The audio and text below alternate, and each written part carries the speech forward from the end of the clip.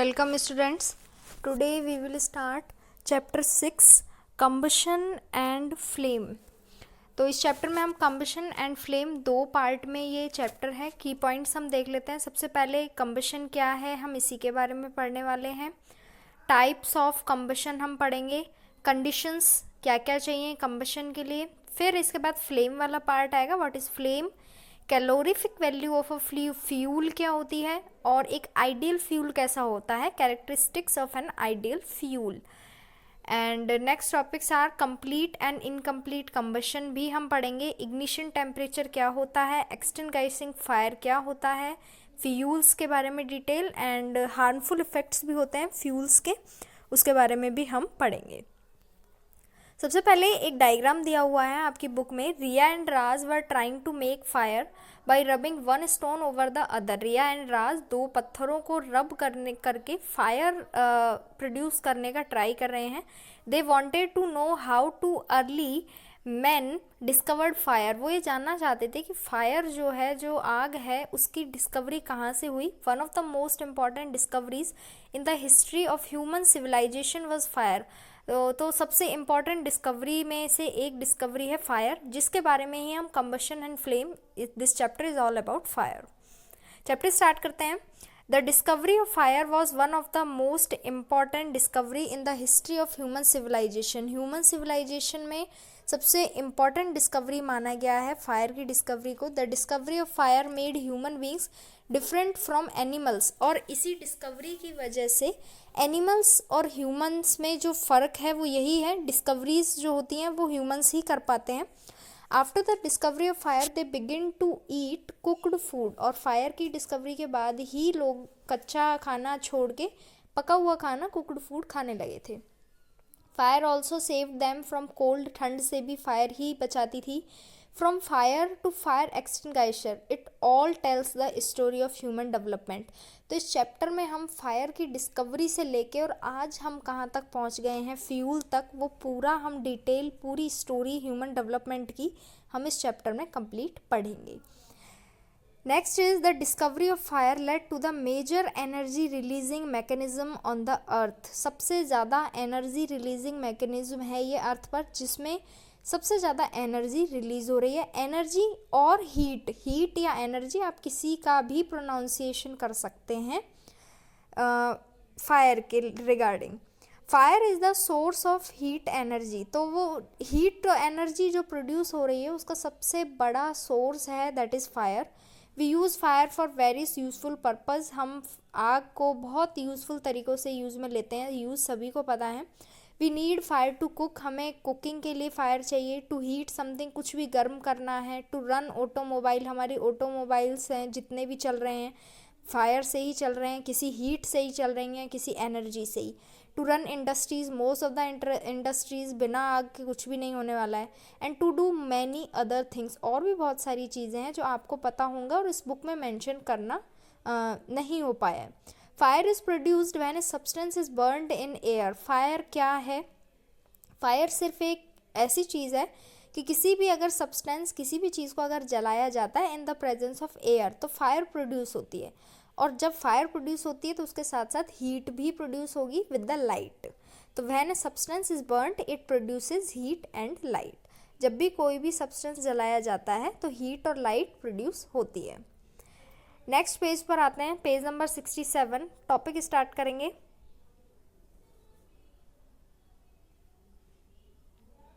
Combustion. Next topic is combustion. The process of burning of a substance in the presence of air और oxygen to produce heat and light is called combustion. ये कह रहा है किसी भी substance को burn करने का प्रोसेस, लेकिन क्योंकि कोई भी चीज़ ऑक्सीजन की प्रेजेंस में ही जलाई जा सकती है, तो ऑक्सीजन बहुत ज़रूरी है किसी भी चीज़ को जलाने के लिए. तो ऑक्सीजन या एयर की प्रेजेंस में अगर कोई चीज़ जल रही है और उससे हीट और लाइट प्रोड्यूस हो रही है, दैट इज़ कंबशन, जिसे हम बोलते हैं आग लगना, दैट इज़ कंबशन इंग्लिश में. The process of burning of a substance in the presence of air and oxygen to produce heat and light is called combustion. It is a chemical process in which a substance reacts with oxygen to produce heat. ये chemical process है जिसमें जो जल रहा है substance वो react करता है ऑक्सीजन गैस के साथ और हीट प्रोड्यूस होती है and in most cases light also, light ज़रूरी नहीं है एवरी टाइम प्रोड्यूस हो, लेकिन हीट एवरी टाइम प्रोड्यूस होती है, लेकिन मोस्ट केसेस में लाइट भी प्रोड्यूस होती है। All substance do not undergo combustion, सभी सब्सटेंस में कम्बशन हो ये ज़रूरी भी नहीं है। The substances that undergo combustion that is react with oxygen to produce heat are called combustible substance. ऐसे सब्सटेंस जो कम्बशन का प्रोसेस दिखाते हैं, जो ऑक्सीजन के साथ रिएक्ट करके हीट प्रोड्यूस करते हैं, दे आर कम्बस्टिबल सब्सटेंसेस। जैसे वुड है, ये जलती है, पेपर भी जलता है, कोयला भी जलता है, CNG LPG गैस भी जलती है, केरोसिन भी जलाने के लिए हेल्पफुल है। तो ये सारे एग्जाम्पल्स हैं कम्बस्टिबल सब्सटेंस के। The substances that do not undergo combustion, that is do not react with oxygen to produce heat, are called non-combustible substance. That mean simple language में आपको सिर्फ इतना याद रखना है कि ऐसे सब्सटेंस जो जल जाते हैं दे आर कम्बस्टिबल, और जो नहीं जलते हैं they are non combustible. But ये है कि कम्बशन का प्रोसेस जिसमें होता है दे आर कम्बस्टिबल, जिसमें नहीं होता है, जिसमें ऑक्सीजन के साथ कोई रिएक्शन ही नहीं होगी, कोई हीट प्रोड्यूस नहीं होगी, दे आर नॉन कम्बस्टिबल। जैसे ग्लास है, वो नहीं जला सकते हो आप, स्टोन को नहीं जला सकते हो, आयरन को नहीं जला सकते हो, तो they are non combustible substances. इसके बाद एक एक्टिविटी है 6.1, ऑब्जेक्टिव है to classify objects as combustible और नॉन कम्बस्टिबल सब्सटेंसेस। प्रोसीड्यूर है collect objects like paper, wood, iron nails, straw, glass, coal, plastic container, cardboard, wax candle, chalk, water, matchstick under the supervision of your parent or teacher. Try to burn these objects one by one. आपको burn करके नहीं देखना है, ये normally आपको इतना भी पता होगा कि इनमें से कौन सी चीज़ जलने वाली है और कौन सी चीज़ नहीं जलने वाली है। तो उसका एक क्लासिफिकेशन करना है कि कौन सा कम्बस्टिबल होगा और कौन सा नॉन कम्बस्टिबल होगा। तो this activity will give you an idea about the some of the object which we daily use as combustible और non combustible object. Next topic start करते हैं, that is complete and incomplete combustion. अब combustion में भी combustible और इनकम्बस्टिबल तो अलग हो गया कि जो जलेंगे वो कम्बस्टिबल हैं, जो नहीं जलेंगे वो इनकम्बस्टिबल हैं या नॉन कम्बस्टिबल बोल लीजिए। लेकिन कम्बशन भी मतलब जलने का जो प्रोसेस है वो भी दो टाइप से है, कंप्लीट और incomplete. Complete combustion of a substance take place in the presence of sufficient air और ऑक्सीजन। अगर किसी सब्सटेंस को सफिशिएंट ऑक्सीजन प्रोवाइड होती है तो वो कंप्लीट कम्बशन होता है। This results the formation of carbon dioxide, water, heat and light. और इस वाले कम्बशन में कार्बन डाइऑक्साइड गैस भी निकलेगी, वाटर भी हो सकता है, हीट और लाइट तो प्रोड्यूस होते ही होते हैं। तो कंप्लीट कम्बशन का मतलब यही है कि अगर सफिशिएंट एयर एंड ऑक्सीजन मिल जाता है, मतलब पूरा जितना चाहिए उतना एयर उतना ऑक्सीजन प्रेजेंट होगा, तो वो जो सब्सटेंस है वो पूरा जलेगा, that is complete combustion. Coal and some petroleum products are used as fuel. Fuel ईंधन की तरह हम यूज़ में लेते हैं, कोल, कोयला वगैरह, बाकी पेट्रोलियम प्रोडक्ट भी हैं, कैरोसिन है, पेट्रोल, डीजल है, एज अ फ्यूल वर्क करते हैं। Coal mostly contain carbon and petroleum product which are compounds of carbon and hydrogen. Coal जो होता है वो तो स्पेशली कार्बन से ही बना हुआ रहता है, और जो पेट्रोलियम प्रोडक्ट होते हैं जितने भी, वो कार्बन और हाइड्रोजन दोनों से मिलकर बनते हैं। तो when these are burned in the presence of excess of air और ऑक्सीजन, तो जब एक्सेस एयर और ऑक्सीजन की प्रेजेंस में इन्हें जलाया जाता है तो कार्बन डाइऑक्साइड बनती है। देखिए सबसे मेन, कोई भी प्रोडक्ट या कोई भी सब्सटेंस कभी भी एयर की हेल्प से नहीं जलता है। एयर में प्रेजेंट ऑक्सीजन गैस ही चाहिए होती है किसी भी सब्सटेंस को जलाने के लिए। तो ऑक्सीजन गैस का फॉर्मूला होता है O2, तो जो रिएक्शन होगी वो O2 के साथ ही होगी। बाकी एयर में और भी बहुत सारी गैसेस प्रेजेंट होती हैं, लेकिन O2 के साथ ही ये रिएक्शन होगी। तो कोल में माना है C कार्बन, तो C प्लस O2 क्या बनेगा, CO2, और साथ में हीट प्रोड्यूस होती ही होती है। इनकम्प्लीट कम्बशन पर आते हैं। Incomplete combustion of a substance takes place in the presence of insufficient amount of air and oxygen. वहाँ पर सफिशिएंट था, यहाँ पर इनसफिशिएंट है। This results in the formation of carbon monoxide. क्या क्या बनेगा, कार्बन मोनोऑक्साइड। मोनो मीन होता है 1, डाई मीन होता है 2। तो अगर CO2 है तो उसका नाम कार्बन डाइऑक्साइड होता है। अगर एक ही कार्बन है CO, तो carbon monoxide. And suit water, heat and light. When these fuels are burnt in insufficient amount of oxygen or air, they produce smoke and carbon monoxide along with carbon dioxide. And carbon monoxide is a poisonous gas. CO2 हम सभी को पता है, carbon dioxide किसी भी आग को बुझाने के लिए जरूर काम में आती है. और CO कार्बन मोनोऑक्साइड की जहाँ हम बात करेंगे तो वो एक बहुत ज़्यादा पॉइजनस गैस है.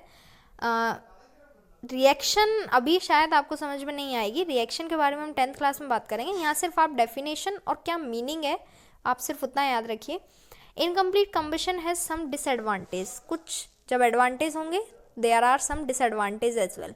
It leads to wastage of fuel and formation of carbon monoxide. इस एक तरीके से फ्यूल का वेस्टेज भी है. दूसरा, अगर रिएक्शन हो भी रही है तो कार्बन मोनोऑक्साइड बन रहा है जो कि which is very highly poisonous gas. If inhaled in large amount it can suffocate a person to death. अगर CO गैस किसी ने सूंघ ली है ज़्यादा टाइम तक तो उसकी डेथ इजीली हो सकती है. In addition the unburned carbon particles produced in the form of soot और स्मोक. स्मोक का ही नेम सूट होता है. अनबर्न्ड कार्बन जो पार्टिकल्स हैं due to incomplete combustion pollute the atmosphere, और एटमॉस्फेयर को भी पोल्यूट करते हैं. तो इनकम्प्लीट कम्बशन मैं आपको अपनी नॉर्मल लैंग्वेज में समझा देती हूँ. जैसे एक पेपर है वो इजीली जल जाता है, ज़्यादा उसमें से स्मोक भी नहीं निकलता है. कोई भी चीज़ जो इजीली जल जाए, ना पॉल्यूशन करे, ना कोई भी पॉइजनस गैस रिलीज़ करे, इजीली जल जाए, दैट इज़ कंप्लीट कम्बशन. और इनकम्प्लीट कम्बशन की एक चीज़ जो जल रही है लेकिन जलने से ज़्यादा धुआं कर रही है, बहुत सारी गैसेस प्रोड्यूस कर रही है, जितना हीट नहीं दे रही है उतने उससे ज़्यादा पॉल्यूशन कर रही है, दैट इज़ इनकम्प्लीट कम्बशन. तो यहाँ पर अपना नेक्स्ट टॉपिक है types of combustion. All the combustible substances do not undergo combustion in the same way on the basis of nature and degree of combustion. अब nature उस time पर कौन सा वेदर चल रहा है उस पर भी डिपेंड करता है कि कौन सी चीज़ जलेगी नहीं जलेगी. तो combustion there are different type of combustion depending on the combustible substance selected. Slow combustion होता है और रैपिड कम्बशन होता है. स्लो कम्बशन है some substances such as coal and wood burn slowly. कुछ सब्सटेंसेज हैं जैसे कोयला है, लकड़ी है, वो धीरे धीरे जलते हैं.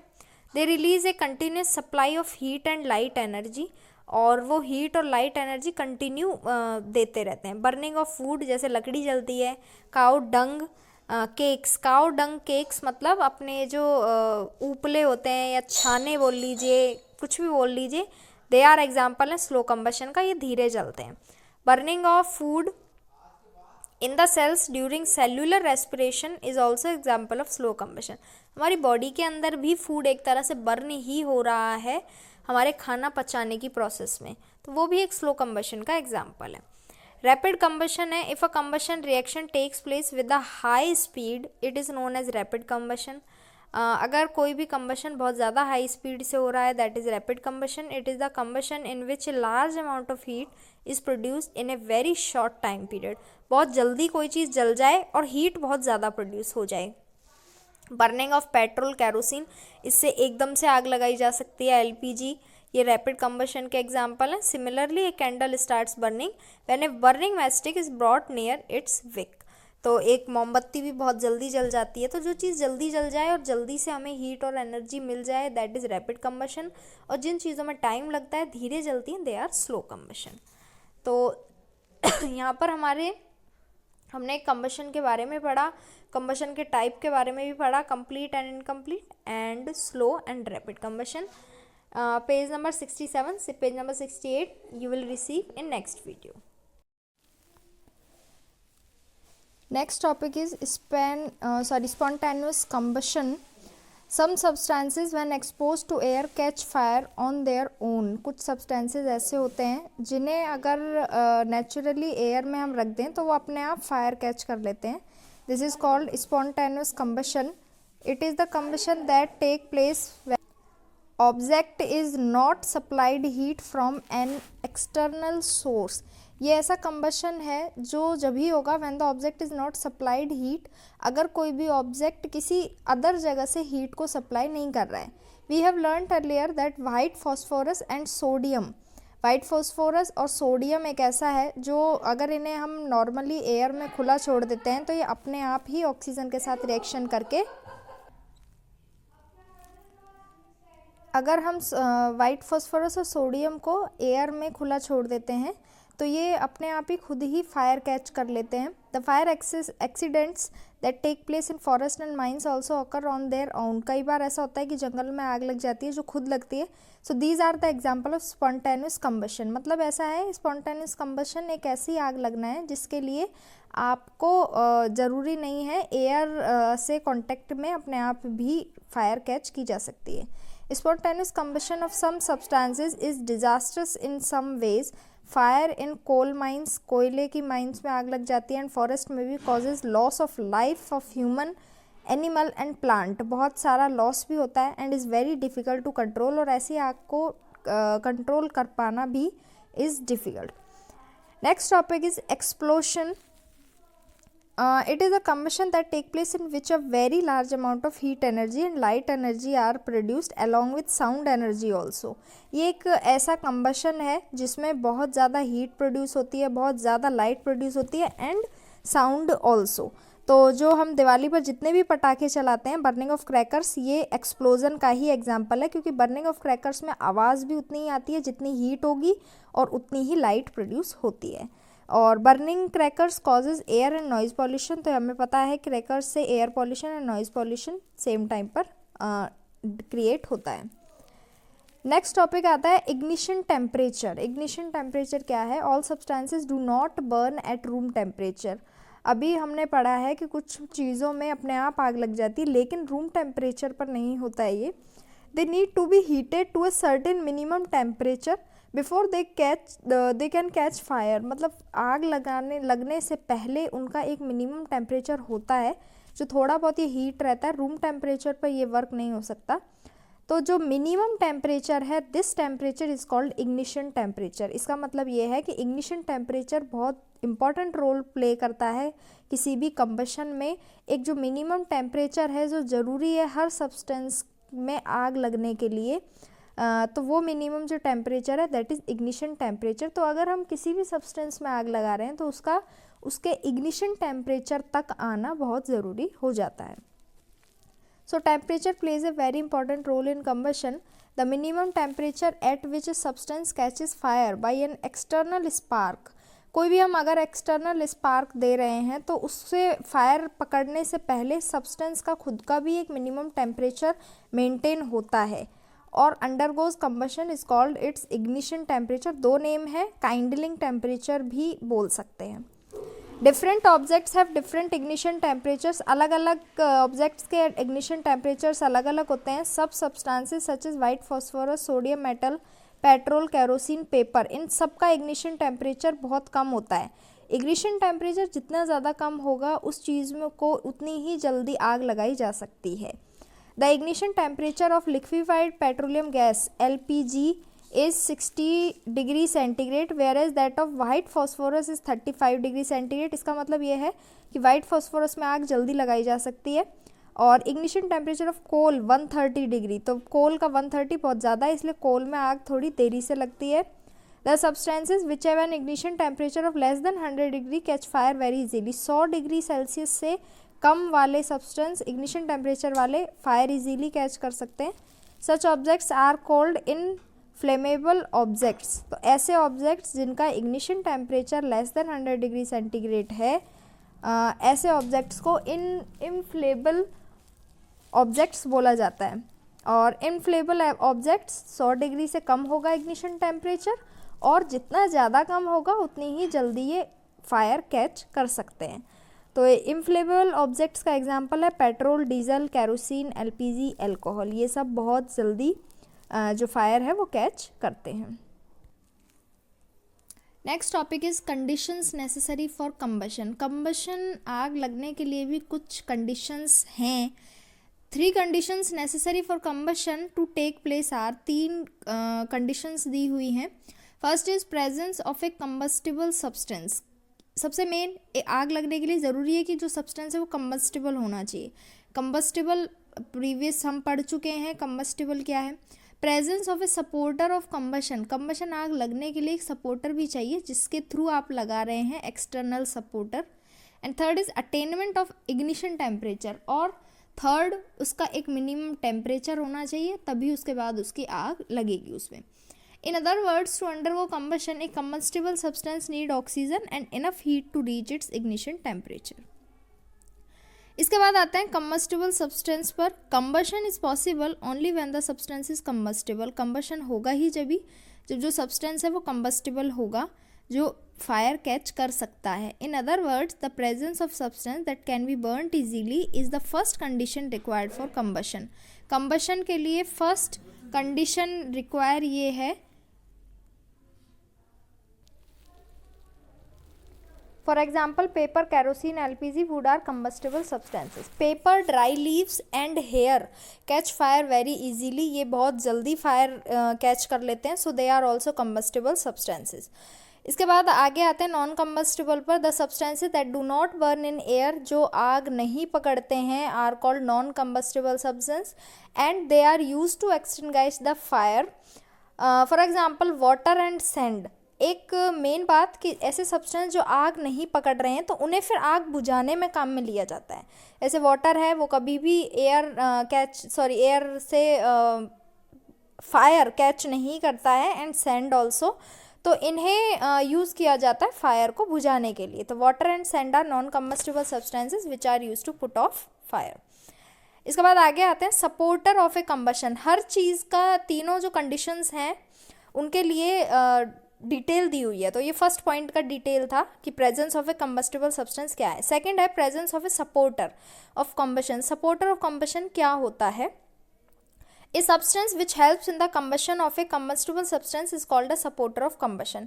एक ऐसा सब्सटेंस जो कंबस्टिबल सब्सटेंस में आग लगाने में हेल्प करता है, that is supporter. For example oxygen. Oxygen है वो बहुत ज़रूरी है फायर के लिए, तो जो ऑक्सीजन है दैट इज सपोर्टर। तो the process of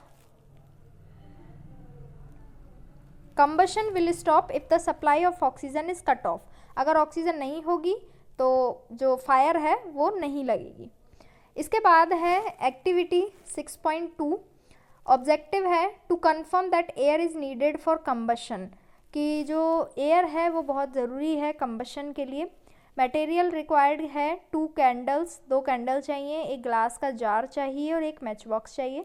procedure take 2 candles of almost same size की कैंडल आपको लेनी है। Light both the candle with the match box, cover one of the candle with the glass jar. एक को आप खुले ही छोड़ना है और दूसरे को आपको ग्लास के जार से कवर कर देना है। तो ऑब्जर्वेशन देखना है कि आप क्या ऑब्जर्व करेंगे। तो हम ये ऑब्जर्व करेंगे कि जो एयर में खुली रहेगी वो जलती रहेगी, क्योंकि उसे sufficient amount of oxygen provided हो रहा है, और जिसके ऊपर हमने ग्लास कवर किया है तो वो उतनी ही देर तक जलेगी जितनी देर तक उस ग्लास में ऑक्सीजन होगी। जब ग्लास वाली ऑक्सीजन फिनिश हो जाएगी तो वहाँ पर वो फ्लेम ऑफ हो जाएगी। तो ये हमें ये बताता है कि फायर के लिए ऑक्सीजन इज नीडेड। तो सपोर्टर ऑफ कंबशन ऑक्सीजन है। तो ऑब्जर्वेशन इन्फ्रेंस में है, you will observe that the candle covered with the glass jar will extinguish after some time while the uncovered candle continues to burn. This happened because the oxygen present in the glass jar has been used up during combustion. There is no supporter of combustion left in the glass jar. The second candle will continue to light. This is because it gets continuous supply of oxygen from the air. This show that oxygen present in air, जो oxygen है supporter of combustion, is needed for combustion. एक extra mile है, a person who has cot fire is immediately covered with a thick cloth और ए blanket. आपने हमेशा देखा होगा कि अगर कहीं आग लग जाती है तो अगर हम ब्लैंकेट से उस चीज़ को ढक देते हैं तो रीज़न क्या है? ब्लैंकेट क्योंकि बहुत मोटा होता है जिसमें से एयर पास नहीं होगी, तो जो ऑक्सीजन नहीं मिलेगी, अगर एयर पास नहीं होगी तो ऑक्सीजन सप्लाई नहीं होगा, और ऑक्सीजन नहीं होगा तो आग नहीं लगेगी, तो आग बुझ जाती है. This is because the blanket cut off the supply of air to the body of the person. In this way, the person can be prevented from getting severe burns. इसके बाद आते हैं attainment of ignition temperature. The lowest temperature at which a substance catches fire. एक सबसे lowest temperature fire catch करने के लिए जो ज़रूरी है और बर्निंग के लिए भी is known as kindling and or ignition temperature. The substances having very low ignition temperature catches fire easily, अभी बताया मैंने, ऐसा सब्सटेंस जिनका इग्निशन टेम्परेचर जितना कम होगा वो फायर उतना जल्दी ही कैच कर लेते हैं. Such substances are called inflammable substances. Ignition temperature of white phosphorus 35 degree centigrade, hence it catches fire on slight heating, whereas matchstick, kerosene, petrol, wood or coal do not catch fire on their own. It is because their ignition temperature is more than the atmospheric temperature. जिनका ignition temperature atmospheric temperature से ज़्यादा होगा तो उनके लिए आपको आग लगाने के लिए कुछ प्रोवाइड कराना पड़ेगा टेम्परेचर बढ़ाने के लिए, और जिनका इग्निशन टेम्परेचर अपने नॉर्मल टेम्परेचर से भी कम रहता है तो वो अपने एयर में ही फायर इजीली कैच कर लेते हैं. और a substance can not catch fire if its temperature is lower than its ignition temperature. इसके बाद आगे एक्टिविटी है 6.3. ऑब्जेक्टिव क्या है? To show how an object attains ignition temperature, कि एक इग्निशन टेम्परेचर क्या होता है. प्रोसीड्यूर है मेक 2 पेपर कप्स, आपको 2 पेपर कप बनाने हैं. By folding sheet of paper, half fill one of the cup with water, आपको एक में वाटर फिल करना है. Hold the cups one after the above the other above a burning candle. The paper cup without water starts burning while the other cup does not burn. जिस cup में आपने पानी नहीं भरा है उस कप में आग पहले लग जाएगी. रीज़न, क्योंकि पेपर का इग्निशन टेम्परेचर कम होता है तो उसे कम टेम्परेचर, उतना टेम्परेचर मिला और उसमें आग लग जाएगी. लेकिन जब वाटर है तो पेपर और वाटर दोनों का इग्निशन टेम्परेचर कंबाइंड करके उतना टेम्परेचर जब तक अटेन नहीं होगा जब तक उसमें आग नहीं लगेगी. वाटर का टेम्परेचर ज़्यादा होता है. It is because the heat supplied to the paper cap is quickly transformed from the paper cup to the water, and the temperature of water goes on rising till it starts boiling. तो observation क्या है कि during this process, since heat is being transferred from paper to water, the temperature of the paper cup does not reach its ignition temperature, hence it does not burn. जब तक water का ignition temperature attain नहीं होगा तब तक उसमें आग नहीं लगेगी. And on the other hand, the other cup quickly attains its ignition temperature and starts burning. इसके बाद है next topic is extinguishing fire. The 3 conditions: oxygen from air, attainment of ignition temperature and presence of a combustible substance, ज़रूरी है कहीं भी आग लगने के लिए, फायर के लिए, are necessary for combustion to take place. तो इसको एक फायर ट्राइंगल बनाया गया है. फायर ट्राइंगल जिसमें बीच में फायर है और तीनों साइड उसकी कंडीशंस है. In order to fight a fire either one or more of the following step would be helpful. अब ये तो आग लगाने के लिए क्या कंडीशंस चाहिए थे वो थे. आग बुझाने के लिए क्या कंडीशंस हैं वो आगे हैं. फर्स्ट है रिमूविंग द कम्बस्टिबल सब्सटेंस, कि आप कम्बस्टिबल सब्सटेंस को ही हटा दीजिए जिसकी वजह से आग लग रही है. सेकेंड है cutting of the supply of air, कुछ ऐसा कीजिए कि जहाँ एयर सप्लाई नहीं होगा, ऑक्सीजन सप्लाई नहीं होगा, ऑक्सीजन सप्लाई नहीं होगा तो आग अपने आप बुझ जाएगी. And third is cooling down the combustible substance below its ignition temperature. Ignition temperature जितना है अगर हम उससे कूल कर देते हैं तो आग बुझ जाएगी. तो तीनों के लिए ही तीनों अलग अलग तरीके हैं आग बुझाने के. How can we stop fire once the combustion is started. तो इन तीनों में से सबसे अच्छा जो तरीका है जो काम में आता है दैट इज़ आप सप्लाई ऑफ ऑक्सीजन को रोक दीजिए. सप्लाई ऑफ एयर कुछ ऐसा कीजिए कि जहाँ पर एयर के डायरेक्टली कांटेक्ट में नहीं आए वो चीज़, एयर सप्लाई बंद हो जाएगा, ऑक्सीजन सप्लाई बंद हो जाएगा. The best way is to cut off the supply of air. The other option is to reduce the heat or temperature to less than the ignition temperature of the combustible substance. तो उसके लिए water बहुत अच्छा तरीका है ignition temperature को कम करने का, क्योंकि वाटर ठंडा करता है किसी भी चीज़ को. तो using water the quickest method is to pour water on it full speed से. Water is the most common fire extinguisher. It has a double effect. The water brings the temperature of combustible substance below its ignition temperature. सबसे main तो temperature कम कर देता है. इसके बाद water vapour form due to heating of water surround the combustible substance. This cut off the direct contact between the combustible and the air. Water बीच में आ जाता है और क्योंकि हमें पता है वाटर में आग नहीं लगती है तो वाटर जो होता है वो 2 तरीके से वर्क करता है. But in case of fire that take place because of electric short circuit, water cannot be used to extinguish fire. एक चीज़ आपको हमेशा याद रखनी है कि शॉर्ट सर्किट से अगर कहीं आग लगी है तो वहाँ आप पानी यूज़ नहीं करेंगे, बिकॉज वी नो कि पानी जो है उससे आग नहीं लगती, लेकिन करंट फ्लो होता है, तो करंट फ्लो हो जाएगा और अगर आपने ऐसी जगह पर पानी डाल दिया तो और ज़्यादा आग लग जाएगी. This is because water is a good conductor of electricity. Using water on electric fittings will transfer the current and the person extinguishing the fire will receive an electric shock. Also, oil and petrol are lighter than water. When water is used in case of fire caused by oil or petrol, water being heavy settle at the bottom. दूसरी बात, कभी भी oil की factory में अगर आग लगती है तो भी आप वहाँ पानी यूज़ नहीं ले सकते. रीज़न, क्योंकि हमें नॉर्मली भी पता है कि जो ऑयल है वो हल्का होता है पानी से, तो पानी अगर आप उस पर डालेंगे तो आग बुझेगी नहीं. पानी भारी होता है, ऑयल हल्का होता है, ऑयल ऊपर रहता है, पानी नीचे सेटल हो जाता है, और जो चीज़ नीचे सेटल हो गई वो आग को कैसे बुझाएगी.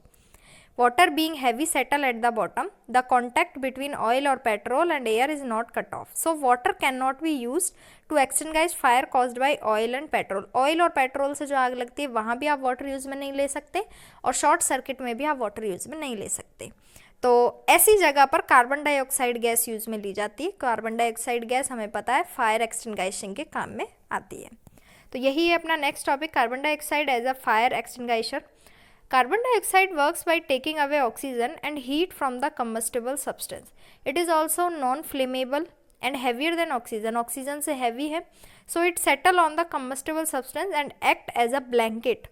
क्योंकि heavy है तो ऑक्सीजन और जिस चीज़ में आग लग रही है उसके बीच में ये सेटल हो जाएगी और ऑक्सीजन से कांटेक्ट नहीं होने देगी जिस चीज़ में आग लग रही है उसके लिए. तो एज अ ब्लैंकेट एक्ट करती है. As a result, the contact between combustible substance and the air gets cut off. तो जो कांटेक्ट है वो कट हो जाएगा and the fire gets control, और फायर जो है वो कंट्रोल हो जाएगी. A carbon dioxide fire extinguisher is a device use to control small fire cause due to electricity. तो जो इस चीज़ में पानी काम में नहीं आएगा वहाँ पर कार्बन डाइऑक्साइड काम में आएगी. Inflammable liquid like kerosene, petrol, diesel, etc. A carbon dioxide fire extinguisher. Carbon dioxide gas is filled and stored under high pressure in the form of a liquid. अब कार्बन डाइऑक्साइड को store कैसे किया जाता है? Carbon dioxide gas होती है, तो जैसे प्रेशर में अपने सिलेंडर में गैस भरी हुई होती है, तो अगर आप उसे बजाएंगे तो ऐसा लगेगा कि लिक्विड है. तो ऐसे ही कार्बन डाइऑक्साइड के सिलेंडर्स होते हैं जिसमें as a liquid high pressure पे उन्हें भरा जाता है, और जब उन्हें रिलीज़ किया जाता है तो कार्बन डाइऑक्साइड चारों तरफ बहुत तेज़ी से फैलती है. Carbon dioxide shoots out and expand enormously in volume. It displace or take away oxygen from the surrounding area. और कार्बन डाइऑक्साइड ऑक्सीजन को बिल्कुल हटा देती है उस जगह से और फायर को बुझाती है. Carbon dioxide also work by cooling the combustible substance below its ignition temperature. Carbon dioxide बहुत ठंडी गैस होती है जिसकी वजह से टेम्परेचर भी कम हो जाता है उस जगह का. इसके बाद है working of A fire extinguisher, कि ये फायर एक्सटिंग्विशर है ये किस अकॉर्डिंग वर्क करते हैं. The modern fire extinguisher has 3 parts. Fire extinguisher जो आजकल चल रहे हैं उनके 3 पार्ट हैं. The metal container contains A solution of sodium bicarbonate. Sodium bicarbonate क्या है ये अपन 10th क्लास में पढ़ेंगे, लेकिन जो कंटेनर जो बर्तन होता है वो सोडियम बाइकार्बोनेट के सॉल्यूशन का होता है. It is connected to a plunger. Plunger से इसे कनेक्ट रखते हैं. The sharp end of the plunger is connected to a glass बोतल कंटेनिंग सल्फ्यूरिक एसिड. और साइड में ये ग्लास बोतल भी होती है उसके अंदर ही जिसमें सल्फ्यूरिक एसिड होता है. द नॉब, ऊपर का जो नॉब है उसे प्रेस किया जाता है जहाँ भी आग बुझानी होती है. When the knob is pressed, the glass bottle is broken by the sharp end of plunger. As a result, sulfuric acid और सोडियम बाइकार्बोनेट, एक जगह सॉल्यूशन है सोडियम बाइकार्बोनेट का जो नीला वाला सॉल्यूशन है, और उसके अंदर सॉल्यूशन है सल्फ्यूरिक एसिड का. तो जब हम उस नॉब को दबाते हैं तो वो दोनों आपस में रिएक्शन करते हैं. तो रिजल्टेंट क्या होता है वो आपको रिएक्शन में दे रखा है. रिजल्ट में क्या बनेगा, सोडियम बाइकार्बोनेट सल्फ्यूरिक एसिड के साथ जब रिएक्ट करेगा तो सोडियम सल्फेट बनेगा, वाटर बनेगा और कार्बन डाइऑक्साइड बनेगा. Since a small quantity of water is also produce, fire extinguisher are used to after cutting off electric supply in case of fire cause due to short circuit. तो अगर पानी की ज़रूरत होती है तो पानी भी यूज़ में लिया जा सकता है, और कार्बन डाइऑक्साइड की ज़रूरत है तो कार्बन डाइऑक्साइड भी यूज़ में लिया जा सकता है. तो ये तो है अपना फायर एक्सटिंग्विशर टॉपिक। एक एल्डर टॉक भी है। If a fire break out in your house, अगर आपके घर में कभी फायर लगती है, और in your neighbourhood, the first thing to do is to call the fire station. सबसे पहले आपको फायर स्टेशन को कॉल करना है। It is important that all of us know the telephone number of the fire service, find out the telephone number of fire service in our area. तो सबसे पहला आपको काम ये करना है कि अपने एरिया में जो भी आपका फायर सर्विस है उसका नंबर आपको ऑलवेज़ याद रखना है। कहीं भी आग लगती है तो आपको टाइम से ही इन्फॉर्म करना है। तो यहाँ पर अपना जो एक टॉपिक है कंबशन वो कंप्लीट होता है, and half part of the chapter remaining है, दैट इज फ्लेम। तो फ्लेम क्या है? Have you seen a candle burning? क्या आप सभी ने देखी होगी कैंडल बर्न होती हुई। Have you seen a piece of wood burning? आपने लकड़ी का टुकड़ा भी बर्न होता हुआ देखा होगा। लेकिन क्या फायर दोनों में सेम दिखती है? No, in case of candle the fire is of a set pattern with little movement. Candle की जो फायर होती है वो थोड़ा थोड़ा मूवमेंट करता रहती है हवा के साथ, because of air. And on the other hand, fire caught by wood is a random structure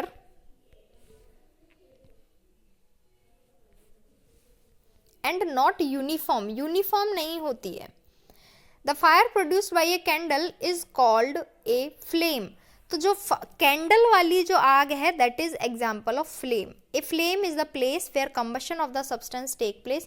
तो जरूरी है flame के लिए combustion होना बहुत ज़रूरी है। combustion आग नहीं लगेगी तो flame कैसे बनेगी?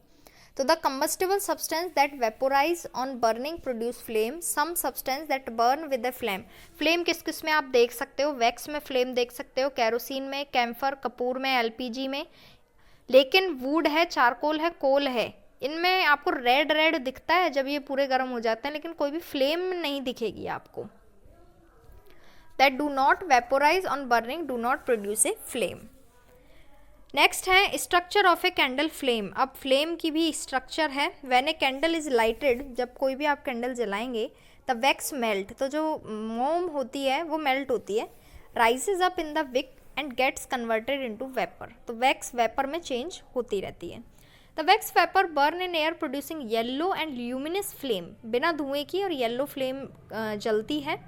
It is yellow and luminous because of the presence of unburnt carbon particles in it due to incomplete combustion of wax.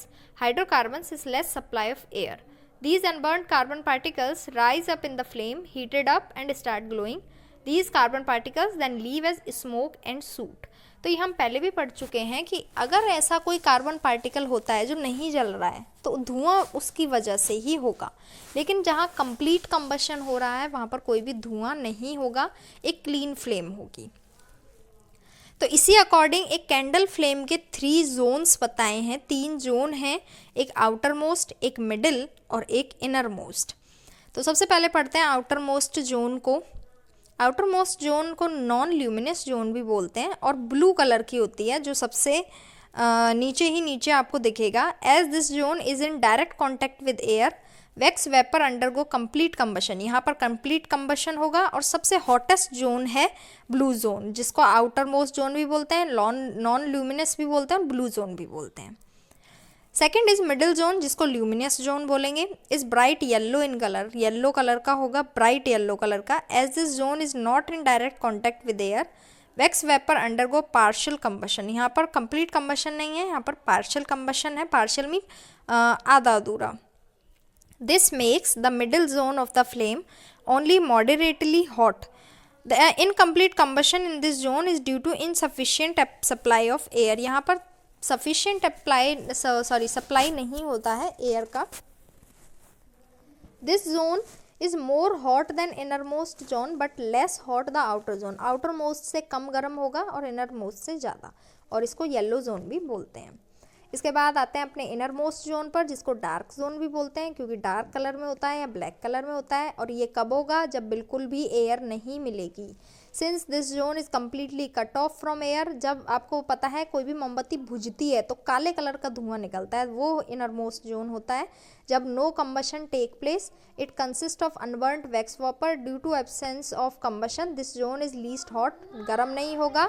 और the coldest zone of the flame, this is also called the black zone, उसे black zone भी बोलते हैं। तो 3 zone अभी हमने पढ़े हैं। आउटर मोस्ट जोन सबसे ज़्यादा हॉट होता है और कंप्लीट कंबशन होता है, ब्लू जोन बोलते हैं। मिडिल जोन येलो जोन बोलते हैं, पार्शियल कंबशन होगा और आउटर मोस्ट से कम हॉट होगा और इनर मोस्ट से ज़्यादा। और inner most dark zone, black zone जो नेम है उसका, तो कलर वाइज याद रखना, blue yellow black, outer most middle inner most, और नॉन ल्यूमिनस ल्यूमिनस और डार्क। 3 नेम है, तो वो आप याद रख लेना। डायग्राम में भी जोन बनाए गए हैं, तो जो ऊपर ही ऊपर है दैट इज़ ब्लू एंड नीचे ही नीचे ब्लैक है, बीच में येलो है। Have you ever seen A gold Smith melting gold and silver? क्या आपने कभी सुनार को सोना चांदी पिघलाते हुए देखा है? They blow on the outer most zone of the flame to melt gold and silver. तो आउटर मोस्ट जोन का यूज़ किया जाता है बिकॉज क्योंकि वो हॉटेस्ट जोन है, that's Y.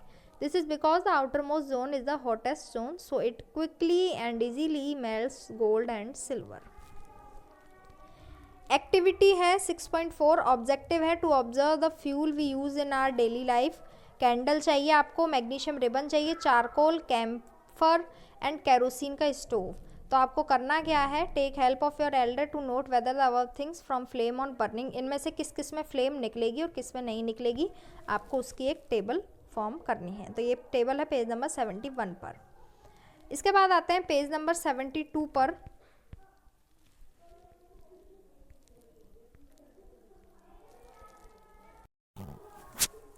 Fuel is a substance that is burn to obtain energy. Fuel एक substance ही है जिसका जो हमें एनर्जी के लिए ज़रूरी है, जिसे हम जलाते हैं for producing energy. This energy is use to heat और मूव अनदर ऑब्जेक्ट। अब इस एनर्जी का कहाँ यूज में लिया जाता है, हीट के लिए या फिर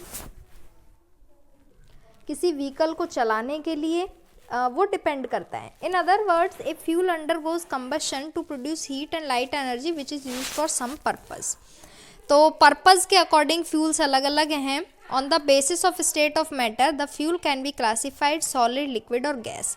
सॉलिड फ्यूल्स की अगर बात की जाए, solid fuels are those which exist in solid state. ऐसे फ्यूल जो सॉलिड स्टेट में होंगे, दे are solid fuels. Example wood है, लकड़ी है, सॉलिड स्टेट में होती है। कोल, कोयला जलाते हैं। काउ डंग, केक्स, ये सब सॉलिड फ्यूल्स के एग्जाम्पल हैं जिनको जलाने पे हमें एनर्जी या हीट मिलती है।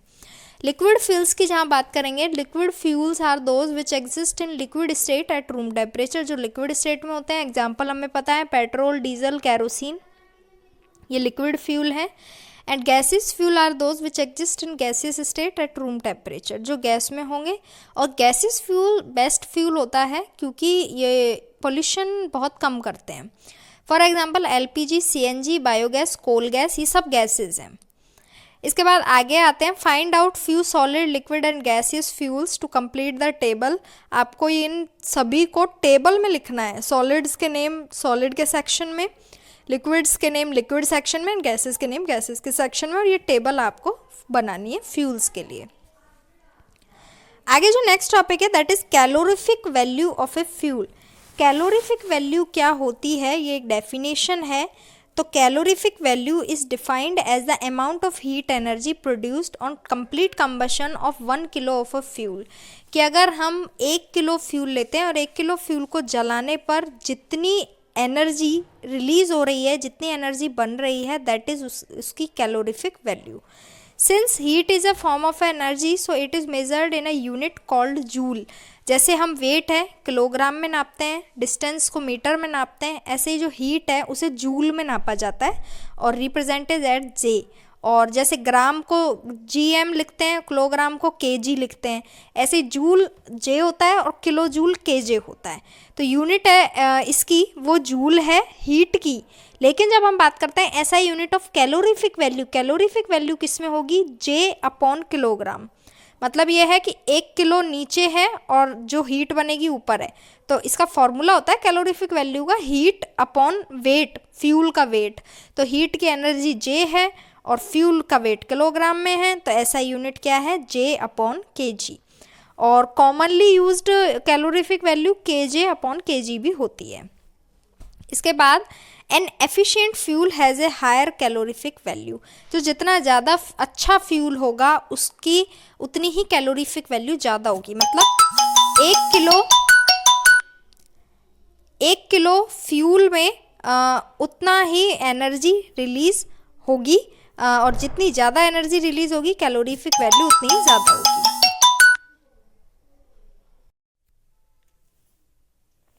Higher the calorific value of a fuel the better it is.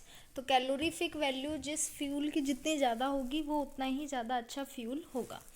Problem में 6.1, if 5 kg of a fuel A is burned, एक 5 किलो फ्यूल है जो जलाया गया है, and 84,000 kilo joule heat energy is produce, what is it calorific value. तो calorific value का ये फॉर्मूला है जो सॉल्यूशन में दिया गया है। ऊपर आपको हीट एनर्जी लिखनी है एंड नीचे क्वांटिटी, कितने क्वांटिटी में फ्यूल यूज़ किया गया है। तो 84,000 में जब आप 5 का डिवाइड करेंगे तो 16,800 आएगा, and unit kilo joule upon kilogram. इसके बाद कुछ कैलोरीफिक वैल्यूज़ हैं कुछ फ्यूल्स की जो दी गई हैं। तो मिनिमम से स्टार्ट किया गया। काऊ डंग की कैलोरीफिक वैल्यू सबसे कम होती है। तो अगर आप सिर्फ जैसे गोबर के जो उपले होते हैं, अगर आप हम ओनली उन्हें ही जलाएं तो उसका कंबशन बहुत कम होगा क्योंकि कैलोरीफिक वैल्यू बहुत कम है। इसके बाद वुड की आती है, कोल, कोयला, चारकोल उससे अच्छा जलता है, बायोगैस उससे अच्छी है, डीजल उससे भी अच्छा है, kerosene, then petrol, then CNG, then methane, then LPG. That mean कि एलपीजी ज़्यादा बेटर है then CNG, and hydrogen is the best. The table shows that gaseous fuel have higher calorific value as compared to solid and liquid fuel। मतलब ये है कि जो gaseous fuel होते हैं वो ideal fuel होते हैं compared to solid and liquids। Hydrogen gas has the highest calorific value 1,50,000 kilo joule upon kilogram. However the combustion of hydrogen is uncontrolled. लेकिन हाइड्रोजन गैस जलाने में क्यों नहीं यूज़ में लेते, क्योंकि वो अनकंट्रोल्ड रहता है, उस पर इजीली कंट्रोल नहीं किया जा सकता। Hydrogen undergoes combustion and leaves water as the product with no polluting gas. Since it is the cleanest environmental friendly fuel, scientists are trying to control combustion of hydrogen, it may soon replace other fuels। अगर scientist इस पर control कर पाते हैं तो फिर hydrogen बाकी सब फ्यूल्स को रिप्लेस कर सकता है। Although wood and cow dung have low calorific value and cause more pollution, calorific value जितनी कम होगी वो उतना ही ज़्यादा pollution करेगा। Still they are used in rural areas, गाँवों में यूज़ में लेते हैं because cheap है and easily available है। इसके बाद है एक क्वेश्चन है, hydrogen as the highest calorific value still it is not used as a fuel. Hydrogen की कैलोरीफिक वैल्यू हाई होते हुए भी उसे एज अ फ्यूल यूज में नहीं लिया जाता। रीज़न क्या है? It is because hydrogen is highly combustible, बहुत जल्दी आग पकड़ लेता है, and form an explosive mixture with air as it has a very low ignition temperature. Ignition temperature बहुत कम है, एयर के साथ इजीली कांटेक्ट कर लेगा, एंड वेरी एक्सपेंसिव है, प्रोड्यूस करने में डिफ़िकल्ट है, स्टोर करने में एंड ट्रांसपोर्ट में भी, और सबसे मेन कंट्रोल नहीं किया जा सकता। दैट्स वाई कैलोरीफिक वैल्यू ज़्यादा होने पर भी, इग्निशन टेम्परेचर कम होने पर भी यूज़ में नहीं लेते हैं एज ए फ्यूल। इसके बाद अच्छी चीज़ें हमने देखी, लेकिन कुछ हार्मफुल इफ़ेक्ट्स भी हैं फ्यूल के।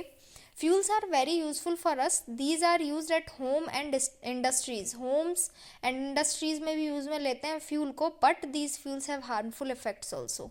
First is when wood and cow dung cakes are burned, they produce a lot of smoke which causes air pollution. जब वुड या काउ डंग केक्स को बर्न किया जाता है तो बहुत सारा धुआं होता है जो एयर पोल्यूशन का मेन रीज़न है। The unburned carbon particles left after combustion of wood, coal, cowdung cake etcetera also cause respiratory disease like asthma, और इस धुएं से अस्थमा जैसी प्रॉब्लम्स क्रिएट हो सकती हैं। Second is the gases like carbon dioxide produced during combustion have resulted in greenhouse effect। greenhouse effect result हो रहा है। This causes global warming जो बढ़ रही है, melting of glaciers melt हो रहे हैं, sea level rise हो रहा है। ये सब रीज़न है कार्बन डाइऑक्साइड गैस प्रोड्यूस होने का। Third is when fossil fuels burn in insufficient supply of air, carbon monoxide gas is produced. हमने पीछे रिएक्शन में पढ़ा है कार्बन मोनोऑक्साइड प्रोड्यूस होती है अगर इनसफिशिएंट अमाउंट है तो, और जो कि एक पॉइजनस गैस है। इफ़ इनहेल्ड इन एक्सेस, अगर ज़्यादा इनहेल कर ली जाती है, then it can result in suffocation and death also.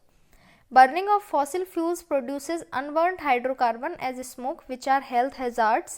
They also release ash and fine particles of unburnt carbon in air.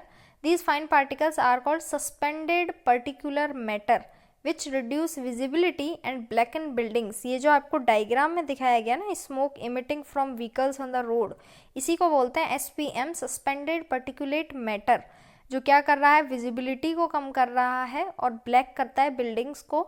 And they are also responsible for respiratory disease, asthma and bronchitis. ये जो जितनी भी disease हैं इनका जो सांस संबंधी जितनी भी बीमारियां हैं उनके लिए ये बहुत ज़्यादा हानिकारक है. Smoke for vehicles contain suspended particulate matter which are dangerous for plants and animals as well.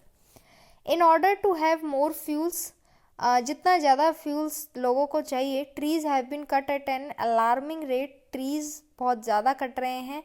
This has caused extensive deforestation हो रहा है, सॉइल पॉल्यूशन हो रहा है, वाटर लेवल में डिस्टर्बेंस है, कार्बन डाइऑक्साइड के साइकिल में भी. Next is some fuels contain nitrogen and sulphur. कुछ फ्यूल्स ऐसे होते हैं जिनमें नाइट्रोजन और सल्फर प्रेजेंट होता है. When these fuels are burned they produce oxide of sulphur and nitrogen. तो सल्फर डाइऑक्साइड बन जाते हैं, नाइट्रोजन ऑक्साइड बन जाते हैं. These oxide mix with rain water to form nitric acid, sulphuric acid. और वो रेन वाटर में क्योंकि एसिड होता है तो उसके साथ मिलकर एसिड बनाते हैं. These acids fall with rain water as acid rain. तो ये रीज़न है एसिड रेन का, जो सॉइल को डिस्ट्रॉयज करती है, क्रॉप को, बिल्डिंग्स को, व्हीकल्स पर, सभी पर पैचेस छोड़ के जाती है. It also leaves patches on skin of human being and animal expose to acid rain. तो एसिड रेन भी डेंजरस है हमारे लिए भी एंड प्लांट्स एंड एनिमल्स के लिए भी. एक एक्स्ट्रा माइल है. It is advise not to sleep in close room with wood और कोल फायर बर्निंग. आग लगा के और बंद रूम में नहीं सोना चाहिए, बिकॉज ये रिड्यूस कर देता है लेवल ऑफ ऑक्सीजन को और हार्मफुल गैसेस के लेवल को इंक्रीज करता है, विच में कॉज डेथ ऑफ ऑक्यूपेंट्स. तो इससे डेथ हो सकती है, सांस घुटकर मर सकते हैं. And the last topic of this chapter is characteristics of an ideal fuel. एक आइडियल फ्यूल कैसा होगा, उसमें क्या क्या क्वालिटीज़ होंगी, उसके बारे में ये. देयर आर मैनी फ्यूल्स, बहुत सारे फ्यूल्स हैं. Each fuel has its own advantage and disadvantage. Her fuel के अपने कुछ एडवांटेज हैं, अपने कुछ डिसएडवांटेज हैं. एक good fuel is one which is cheap. एक सबसे अच्छा फ्यूल जिसे माना जाता है कि जो सस्ता भी हो, इजीली अवेलेबल हो, एफिशिएंट हो और कम से कम पॉल्यूशन करता हो. An ideal fuel should have the following characteristics, points में दिए गए हैं. First, it should be cheap, सस्ता होना चाहिए, एंड रेडिली अवेलेबल एवरीवेयर, हर जगह अवेलेबल होना चाहिए. It should be easy to store, transport और हैंडल में ईजी होना चाहिए. It should have high calorific value and moderate ignition temperature. Calorific value ज़्यादा हो जिससे वो आइडियल फ्यूल हो, ईजीली जले और ज़्यादा हीट एंड एनर्जी प्रोड्यूस करे, और इग्निशन टेम्परेचर कम हो, क्योंकि इग्निशन टेम्परेचर जितना ज़्यादा कम होगा वो उतना ज़्यादा ही कंबशन का प्रोसेस जल्दी दिखाएगा. It should produce large quantity of heat, ज़्यादा हीट बने, कम फ्यूल जलाने पर हीट ज़्यादा प्रोड्यूस हो. इट शुड कॉज लेस और नो पॉल्यूशन व्हेन यूज, या तो बिल्कुल ही पॉल्यूशन नहीं हो, नहीं तो बहुत कम हो. It should not leave much ash after burning, burning जलने के बाद बहुत ज़्यादा कचरा इकट्ठा ना हो. However, no fuel has all these characteristics. ऐसा कोई फ्यूल नहीं है जिसमें ये सारी ही क्वालिटीज़ हों. So it can be concluded that no fuel is an ideal fuel. तो अभी तक ऐसा कोई फ्यूल नहीं है जो आइडियल फ्यूल की कैटेगरी में आता हो. We need to choose the right fuel for our purpose. अब हमें अपने पर्पज़ के अकॉर्डिंग फ्यूल सेलेक्ट करना चाहिए. In this way we can reduce the harmful effects of the fuel used. तो अगर हम पर्पज़ के अकॉर्डिंग अपना फ्यूल चूज़ करेंगे तो हार्मफुल इफेक्ट्स हमें उतने ही कम झेलने पड़ेंगे. For example, use of CNG in place of petrol and diesel. हम व्हीकल्स में पेट्रोल एंड डीजल की जगह CNG को भी यूज़ कर सकते हैं जो कम पॉल्यूटेंट होगा. Use of LPG gas use में की जा सकती है वुड और कैरोसिन की बजाय एज अ डोमेस्टिक फ्यूल. तो यहाँ पर अपना चैप्टर कंप्लीट होता है, chapter 6 combustion and flame. Next video में you will receive exercise of this chapter.